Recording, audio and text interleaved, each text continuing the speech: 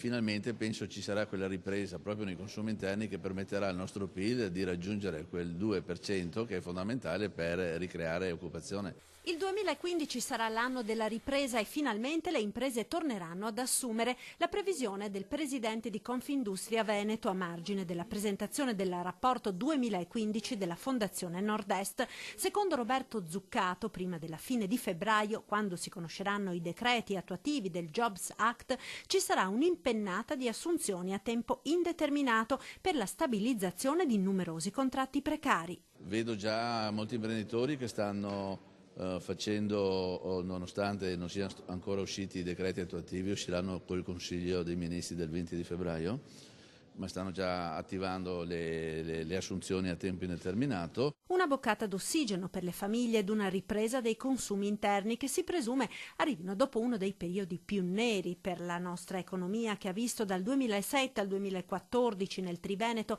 la perdita di 138.000 posti di lavoro dipendente, una contrazione dei consumi delle famiglie di oltre il 6%, un calo degli investimenti del 22%. Eppure il Nord-Est è anche l'area dove il rapporto tra esportazioni e PIL è cresciuto di 7 punti in più rispetto alla media nazionale.